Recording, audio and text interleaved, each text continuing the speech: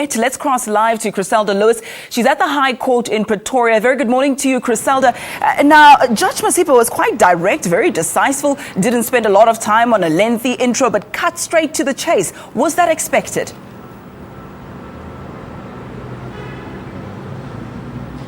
Well, it certainly wasn't, Ayanda. Speculation was quite rife yesterday morning that Judge Thokozile Masipa would take her time and that would only get to the crux of the matter this morning. But in actual fact, as we saw yesterday, already kicking out premeditated murder as well as murder, and also pronouncing very slightly on what she's expected to continue doing this morning. She said that Oscar Pistorius was negligent when he fired those 4 shots on that Valentine's Day morning, opening up the door for Oscar Pistorius to be possibly convicted this morning on a culpable homicide charge. Well, certainly we'll hear what her reasons for that were, and basically Judge Thokozile Masipa on the negligence aspect saying that Oscar Pistorius could have employed so many other means before he pumped those 4 shots through that bathroom door, saying he could have run to the balcony to go and ask for help. She also questioned why he'd run to the bathroom cubicle before checking where Reeva Steenkamp was, and only after that why he had gone to go and scream for Reeva Steenkamp, but also why Oscar Pistorius had chosen to pull the trigger 4 times instead of at least pulling the trigger once. Perhaps that might have been a warning to the perceived threat on that morning. So we're waiting to hear what Judge Thokozile Masipa will give reasons for saying that Oscar Pistorius, she believes, was negligent on that morning when he pulled the trigger.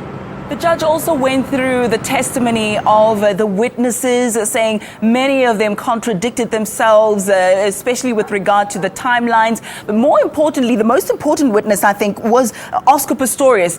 Judge Masipa found that he was a poor and evasive witness, but not necessarily a liar.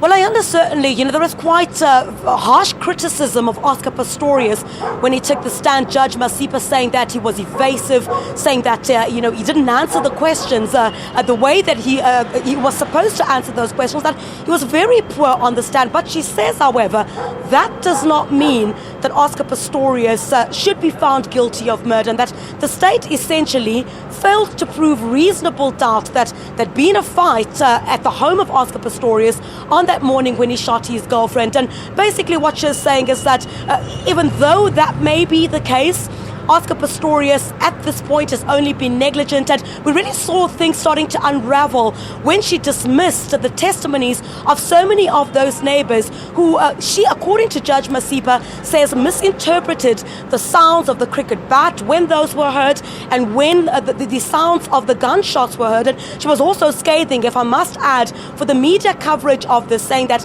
that might have been, a problem from the very beginning, because Darren Fresco, for example, or some of the other witnesses in this matter, had said that listened to some of the testimonies before that came to court. The testimony, for example, of Samantha Taylor. So, really a lot being put under the spotlight relating to this. But essentially this morning, a lot on the streets amongst journalists, amongst the ordinary South Africans on the street, is that was Judge Thokozile Masipa correct when she dismissed Oscar Pistorius on this murder charge? And really, we're looking to the culpable homicide issue this morning, and whether Oscar Pistorius will go to jail for that, what the sentence would be for that, if at all she does find him guilty on culpable homicide, or what else remains to be seen this morning.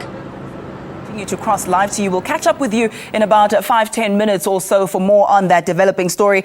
We'll also find out from Chriselda. She's very connected, what her sources are saying this morning. Any word from the NPA about whether or not there's a possible appeal on dropping the murder charge there. So Chriselda will bring us more information. I believe she does have a legal expert with her as well the next time we cross with her, or to her, I should say.